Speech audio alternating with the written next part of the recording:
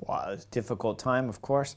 The first month was very painful, and a few more times back to the emergency room for the punctured lung, and I just repunctured it multiple times. So after that was finally done, and once the ribs healed enough to not stay so sharp, then of course I didn't have any problems puncturing the lung after that. But when you have 4 broken ribs, broken shoulder, and a couple tubes in the lung, it makes for a painful few weeks, wow, month and a half or something like that. So after that, I could start training, but of course you can't train hard. But the form seems to be okay as we're here for 2014 tour. So we'll see if it gets better here as we arrive in the mountains.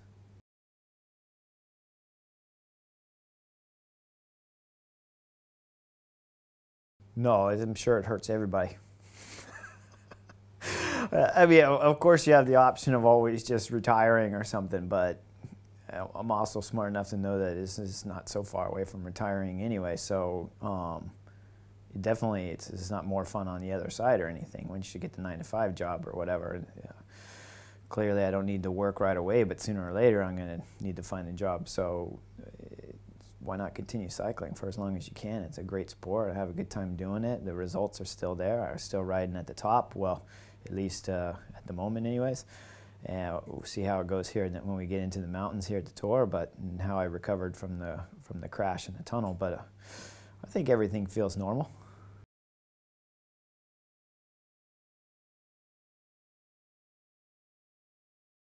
Yeah, I entered the tunnel. They had construction. They have 2 tunnels, one on the right, one on the left. Normally the bikes go through the right, but they had construction and multiple tunnels around the lake of Como. And I was doing the full circuit, so it's about 100 miles around the lake, and multiple spots around the lake had construction where you had to ride through the tunnel. As I came up to this one particular tunnel, they were redoing the street, and they had a fence up on the one side of the tunnel, and they had a sign that showed that bikes are going to be in the gallery. It is an Italian word for tunnel. So I just continued to go into the tunnel. It had 3 working lights, and then it had no working lights, and so it was in a dark spot. There was no space. There's cars coming both directions. There's 2 lanes, and cars are coming both directions with me in one lane, of course, and there's no bike lane.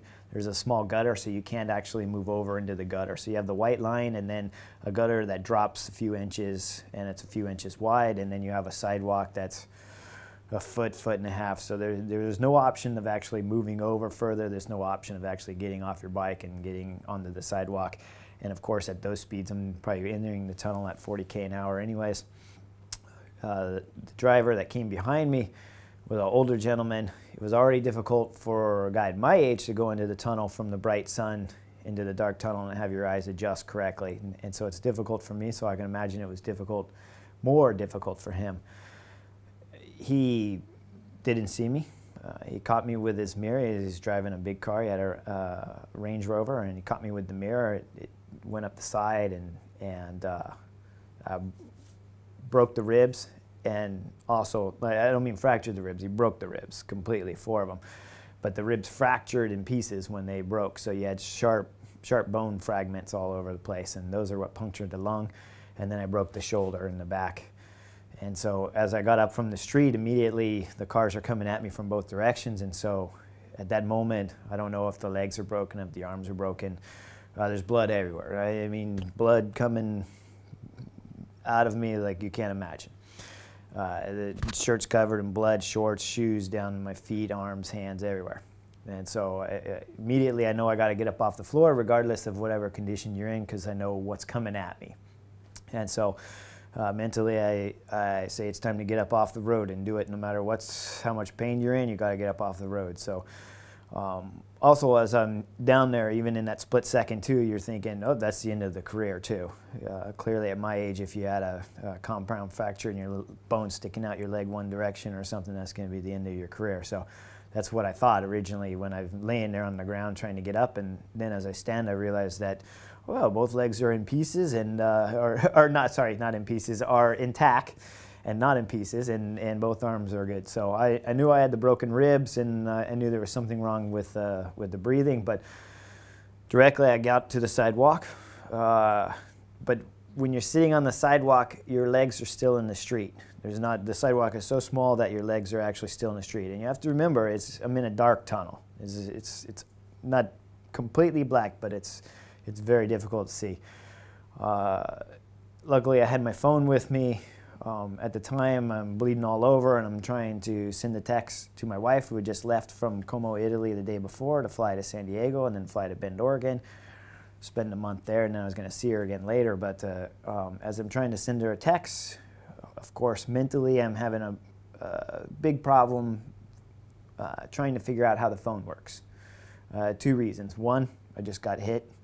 2, I'm bleeding all over the place. 3, I'm probably about ready to pass out, I'm thinking.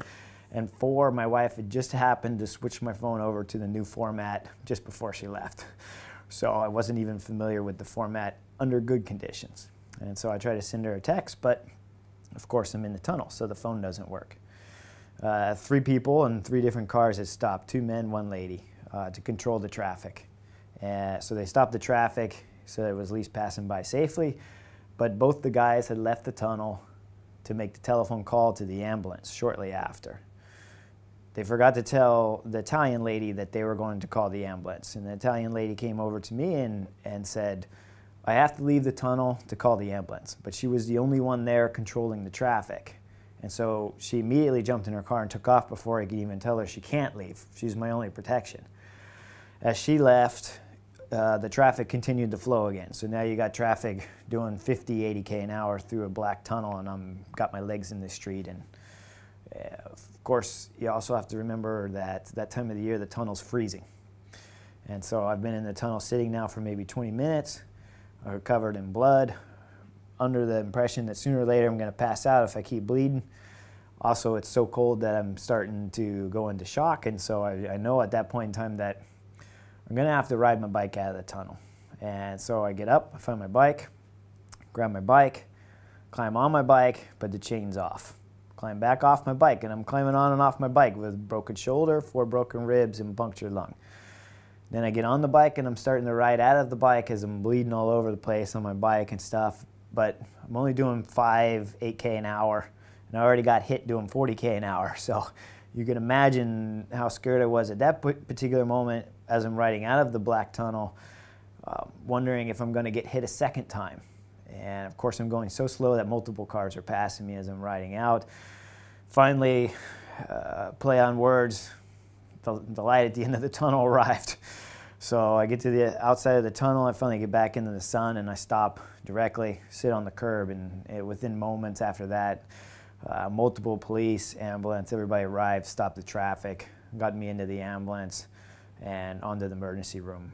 And I gotta say, as far as the team, I'd sent a text to Brent, the manager of the team, and as I arrived in the emergency room from Lampre-Merida, we had the doctor and a soigneur there before I even arrived to the emergency room. And so that was very reassuring for me, just to have somebody that was there.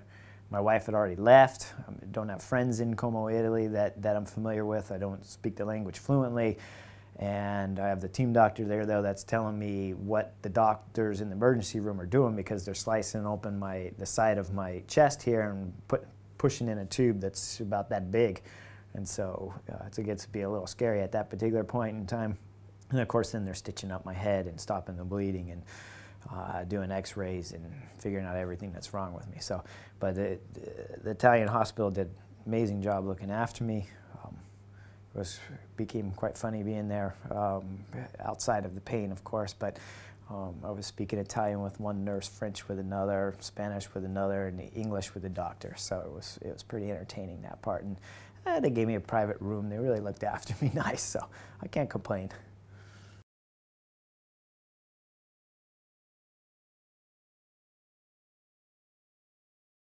It'll heal. I'll be back. Just gonna take a couple months.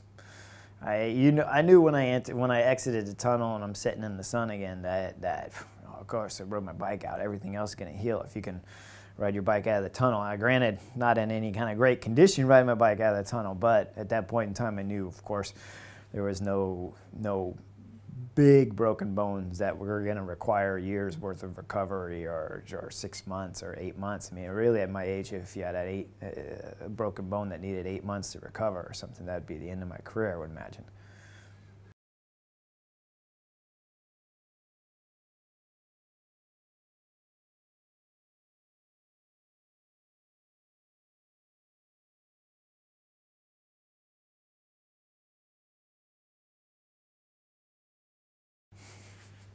First off, don't crash again.